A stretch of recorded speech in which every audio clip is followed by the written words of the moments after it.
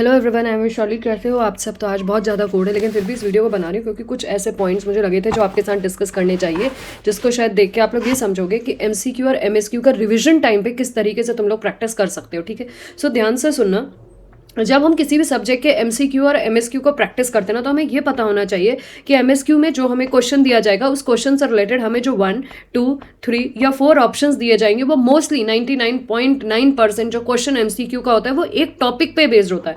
एक simple topic पे उनका कॉन्सेप्ट ये रहता है कि आउटकम क्या होगा जो गिवन थ्योरी है उससे रिलेटेड, और एक ही टॉपिक से ओरिएंटेड आपको 4 ऑप्शंस दिए जाते हैं। जब हम बात करते हैं एमएसक्यू के टाइप का, तो यहाँ पे आपको जो क्वेश्चन दिया जाता है उस क्वेश्चन की थ्योरी कुछ इस तरीके से दी जाएगी। जो 1, 2, 3, 4 ऑप्शंस होंगे ना, वो ऑप्शंस आपके डिफरेंट टॉपिक से होंगे। लेट 1 टॉपिक, 2 टॉपिक और 3 टॉपिक और 4 टॉपिक। तो यहाँ पे आपको बहुत ज़्यादा थ्योरेटिकल कॉन्सेप्चुअल नॉलेज अपने टॉपिक की होनी चाहिए, जिसमें आप अपने एमएसक्यू की थ्योरी को इन चारों के रिस्पेक्ट में समझ सके और फिर आप बता सके कि इसका ऑप्शन कौन सा परफेक्टली ट्रू है। क्योंकि जब हम एमएसक्यू की बात करते हैं, जब हमारे ऑल ऑप्शंस करेक्ट होते हैं ना, तभी हमें आंसर्स, अगर हमें सारे ऑप्शंस हमारे क्या होंगे, करेक्ट होंगे, तभी हमें वहां पे क्या मिलते हैं, मार्क्स मिलते हैं। लेकिन जब हम एमसीक्यू की बात करें, क्योंकि जो थ्योरी दी गई है उससे रिलेटेड ही हम आंसर निकाल रहे हैं, लेट हमारा आंसर आ गया या हम समझ पाए कि उस थ्योरी से रिलेटेड क्या ऑप्शन का मतलब है पूछने का, और हमारा आंसर आ गया, तो हम इनमें से कोई एक टिक करके, एक पर्टिकुलर आंसर हम टिक करके उसको ऑप्शन बना के अपना आंसर लिख देते हैं। ठीक है, लेकिन यहाँ पे ये श्योरिटी जरूर रखिएगा, जब एमसीक्यू को सॉल्व करें तो एमसीक्यू आपके नेगेटिव मार्किंग भी बियर करते हैं। जब तक आप डैम श्योर या कंफर्म ना हो रिलेटेड टू योर आंसर, तब तक आपको आंसर को मार्क नहीं करना है। This you have to keep in your mind. ठीक है, अगर आप लोगों को लग रहा है कि आप आंसर के लिए बिल्कुल श्योर हैं, आपको पता है परफेक्ट आंसर है, तभी आप यहाँ पे टिक करेंगे, तभी आप यहाँ पे टिक करेंगे। अदरवाइज क्या होगा ना, आपको निगेटिव मार्किंग मिलेगी, बिकॉज हमारे एमसीक्यू टाइप के क्वेश्चंस निगेटिव मार्किंग बियर करते हैं। ठीक है, लेकिन अगर एमएसक्यू को करेंगे तो एमएसक्यू के लिए जब भी किसी टॉपिक की प्रैक्टिस करें एमएसक्यू क्वेश्चंस के साथ, तो उस क्वेश्चन को पढ़ते समय वहां लिख लिया करो, ये ऑप्शन इस टॉपिक से आ रहा है, ये ऑप्शन इस टॉपिक से आ रहा है। छोटा छोटा लिखना है, सेकंड्स का काम है। ये ऑप्शन इस टॉपिक से आ रहा है, और जब रिवीजन करोगे ना उस क्वेश्चन की थ्योरी पढ़ते समय, तुम्हें दिमाग में रिकॉल होना चाहिए, अच्छा ये वाला इससे आ रहा है ना, इसकी वो थ्योरी कनेक्ट हो रही है, तो ये हम समझ पाएंगे। फॉर एन एग्जाम्पल, मैं आज एग्जाम्पल के साथ तुम्हें बताना चाहूंगी कि एमसीक्यू की जब हम तैयारी करते हैं तो क्वेश्चंस किस तरीके से कोरिलेट होते हैं डिफरेंट टॉपिक से रिलेटेड। ध्यान से देखिएगा, यहाँ पे मैंने एलपीपी का एक क्वेश्चन लिया गया है, सॉरी थोड़ा सा कोल्ड हो रहा है। यहाँ पे मैंने एलपीपी का एक क्वेश्चन लिया हुआ है, ध्यान से देखिएगा। एलपीपी का एक क्वेश्चन दिखाऊंगी, एमएसक्यू टाइप का, लीनियर अलजेब्रा का दिखाऊंगी और कॉम्प्लेक्स एनालिसिस का दिखाऊंगी, ताकि तुम्हें पता चले कि एग्जाम पॉइंट ऑफ व्यू से तुम उसको कैसे रिवाइज करोगे।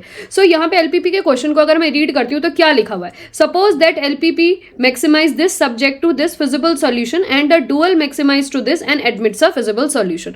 तो यहाँ पे इसने क्या करा, आपकी डुअल के चैप्टर से रिलेटेड आपसे क्वेश्चन पूछा है। ठीक है, the dual options admit an optimal solution, any feasible solution to a primal give you an optimal solution, the dual is unbounded and the primal admits an optimal solution।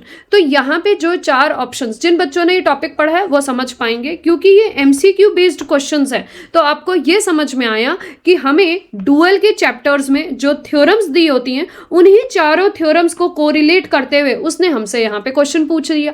Clear है? तो अगर तुम्हें theorems पता होंगी तो तुम बहुत आसानी से इसमें से करेक्ट ऑप्शन को मार्क कर सकते हो। Is that clear to you? और दूसरा, अगर हमारे पास एमएसक्यू टाइप का क्वेश्चन एक ही टॉपिक से आए, एमएसक्यू टाइप का क्वेश्चन एक ही टॉपिक से आए, तो वहां पे तो हमें और बेनिफिट मिल जाएगा। अगर वो टॉपिक हमने बिल्कुल डीपली पढ़ा है तो हम बता पाएंगे कि कौन से ऑप्शंस एक से ज्यादा हमारे ट्रू हैं। क्लियर हुआ? तो हमने यहाँ पे 2 चीजें सीखी कि एमसीक्यू हमारा 1 टॉपिक से आएगा तो उसके कैसे आंसर्स दिए जाएंगे, और अगर एमएसक्यू हमारा 1 टॉपिक से आएगा तो वो डीपली एनालाइज्ड टॉपिक हमारा होना चाहिए, ताकि उनके चारों ऑप्शंस को हम कोरिलेट करके आंसर को मार्क कर सकें। अब आ जाते हैं कॉम्प्लेक्स एनालिसिस के इस क्वेश्चन में। ये एमएसक्यू बेस्ड क्वेश्चन है कॉम्प्लेक्स एनालिसिस का, ध्यान से रीड करिए। D be the open unit disc centred at 0 in C, F D is to D map कर रहा है, बी एनालिटिक फंक्शन, एफ की वैल्यू बता दी, एफ जेड को इसने पावर सीरीज बना के दे दिया, एफ इज कॉन्स्टेंट। ये पूछ रहा है एफ कब कॉन्स्टेंट होगा, दैट मीन्स कि इफ तुम्हें बताना है अगर एफ एनालिटिक है तो, या फिर u 1/2 की वैल्यू ग्रेटर देन हो uz से, या फिर सेट में इन्फाइनाइट वैल्यूज एग्जिस्ट कर रही हो, या फिर कोई ऐसा डोमेन आपको मिल जाए जहां पे इंटीग्रल की वैल्यू 0 हो रही हो for mod of a is less than greater than equal to 1/2। I hope maximum बच्चों ने क्वेश्चन कर रखा होगा। तो यहाँ एमसीक्यू बेस्ड क्वेश्चंस को जब करोगे ना तो आंख कान खोल के करना। क्या सीखोगे इस एमसीक्यू से? वही टेक्निक बाकी में लगाना कि यहाँ पे हमें सिर्फ इसने पावर सीरीज का कॉन्सेप्ट दिया है, पावर सीरीज से रिलेटेड इसने हमें पावर सीरीज से रिलेटेड इसने एनालिटिक फंक्शन दिया, प्लस यहाँ पे इन दोनों कॉन्सेप्ट को यूज करते हुए इसने हमसे एनालिटिसिटी ऑफ द फंक्शन के बारे में पूछा। एक कॉन्सेप्ट ये आया। दूसरा, इसने एफ को यू और वी में स्प्लिट किया और यू के रिस्पेक्ट में इसने हमसे ये पूछ लिया कि डोमेन के रिस्पेक्ट में यू की वैल्यू यहाँ पे 1/2 पे बड़ी होगी या छोटी। तो इस पर्टिकुलर ऑप्शन नंबर 2 पे हम मैक्सिमम मॉड्यूलस प्रिंसिपल लगाएंगे। तो दूसरा टॉपिक कवर हो गया। तीसरा, यहाँ पे इसने कॉशीज इंटीग्रल थ्योरम पूछ ली, Cauchy's integral for higher derivative पूछ लिया। तो हमें वो कॉन्सेप्ट आना चाहिए। तो तुमको ये चीजें समझ में आई कि एक ही क्वेश्चन में इसने हमसे साइमल्टेनियसली टॉपिक्स को रिलेट करके पूछ लिया। तो तुम जब इस तरीके के टॉपिक्स का रिविजन करोगे और बिल्कुल एग्जाम से पहले दो दिन रिविजन करोगे तब, और अभी 15 दिन रिविजन करोगे तब में क्या डिफरेंस होगा। तुम इन जो छोटे छोटे टाइप की ये है ना यहाँ पे टॉपिक्स, इसमें लिख लेना कि ये वाला जो टॉपिक है ये वाला मेरा मैक्सिमम मॉड्यूलस का है, ये वाला टॉपिक मेरे कॉशीज इंटीग्रल फॉर्मूले का है। बस इतना लिखना है तुम्हें। तो इससे क्या होगा ना, तुम्हें यहाँ पे पता चल जाएगा अच्छा वो वाली थ्योरम यूज हो रही है। तो एग्जाम में अगर कोई ऐसा क्वेश्चन मिलता जुलता कॉन्सेप्चुअल क्वेश्चन तुम्हें एग्जाम में मिले तो वहां पे तुम्हारी इतनी हेल्प होगी ना कि तुम खुद ही समझ पाओगे अच्छा इस टॉपिक से ना ये सब टॉपिक्स भी कोरिलेट हो सकते हैं। प्लस जब तुम अपनी थ्योरी खुद की रिवाइज करोगे किसी भी टॉपिक की, तब भी तुम खुद ब खुद कोरिलेट करने लग जाओगे कि ये वाले टॉपिक को इन फर्दर टॉपिक से मैं कैसे कोरिलेट करके रख सकता हूं। क्लियर हुआ? नेक्स्ट, अब आ जाओ एक नेक्स्ट एग्जांपल पे जो है लीनियर अलजेब्रा का। अगर मैं लीनियर अलजेब्रा के इस क्वेश्चन की बात करूं तो ध्यान से सुनो, इसने कितने टॉपिक्स को कोरिलेट किया है। इसने पूछा V be a vector space, बता रखा है डिग्री 3 की है तो वेक्टर स्पेस पे, और हमें इसने मैपिंग दी D from V to V be a differential operator with respect to X, A be the matrix of D with respect to some of the standard basis V such that the concept पूछ रहा है। हमने इसने यहाँ पे पहले तो ये जो लीनियर ऑपरेटर बना के दिया तो लीनियर ट्रांसफॉर्मेशन के टॉपिक को जोड़ा किसके साथ, निलपोटेंट मैट्रिक्स के साथ। तो आपको पहले एक ही मैट्रिक्स बनानी आनी चाहिए। दूसरा, आपको उसको बताना है कि वो डायगोनलाइजेबल होगी और निलपोटेंट कब होगी, साथ में उसकी रैंक कितनी होगी और उसकी जेसी फॉर्म कितनी होगी। तो तुम्हें समझ में आया जब तुम वेक्टर स्पेस पढ़ोगे। मैंने तुम्हें कल लीनियर अलजेब्रा वाले टॉपिक में ही बताया था कि vector space, linear transformation, further diagonalisation, further nilpotency of the matrix, further Jordan canonical form, further characteristic polynomial, further minimal polynomial, ये सारे टॉपिक्स को बहुत अच्छे से कोरिलेट करते हुए पढ़ना, क्योंकि इनसे तुम्हारे एमएसक्यू और एमसीक्यू जब दोनों बनेंगे तो दोनों को बनाने में क्या तरीका अलग होगा। एमसीक्यू में वो कोशिश करेंगे एक ही टॉपिक को अगर बाकी टॉपिक से कोरिलेट भी करेंगे ना तो थोड़ा इजी रखेंगे, बट एमएसक्यू में क्योंकि नेगेटिव मार्किंग नहीं होती and you have to mark more than 1 questions, तो वो तुम्हें इस तरीके से एंटेंगल्ड क्वेश्चन देंगे जहां पे तुम्हें थ्योरी के सारे कॉन्सेप्ट बहुत अच्छे से याद होने चाहिए। तो अब तुम क्या सीखे यहाँ से कि तुम जब एमएसक्यू के क्वेश्चंस करोगे या एमसीक्यू के क्वेश्चंस करोगे तो वहां पे क्वेश्चंस में अगर तुम्हें समझ में आ गए तो वेल एंड गुड, ठीक है।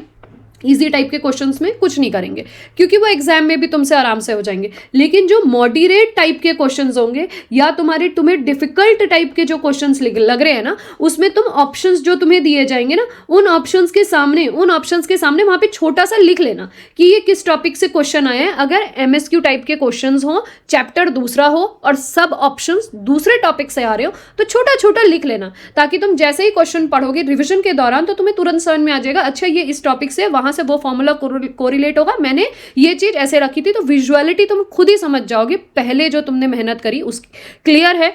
एमसीक्यू जब भी पढ़ेंगे तो ये ध्यान रखेंगे कि अगर हम एमसीक्यू समझ पा रहे इजी लेवल वाले तो कोई दिक्कत ही नहीं है, उनको कोई छेड़छाड़ नहीं करनी।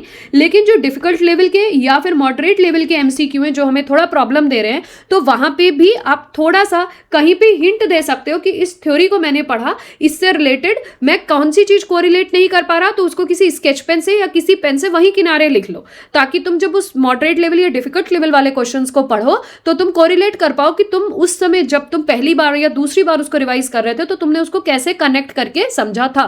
क्लियर है? फालतू में रजिस्टर खोल के ऐसे ही एमसीक्यू एमएसक्यू या मॉक टेस्ट मत करते रहना।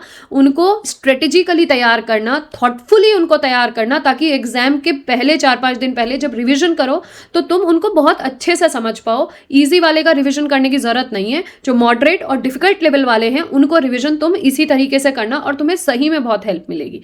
ठीक है, अगर वीडियो अच्छी लगी हो तो प्लीज बाकी बच्चों से भी शेयर करना और चैनल को सब्सक्राइब करना। Till then goodbye and take care and thanks for watching this video.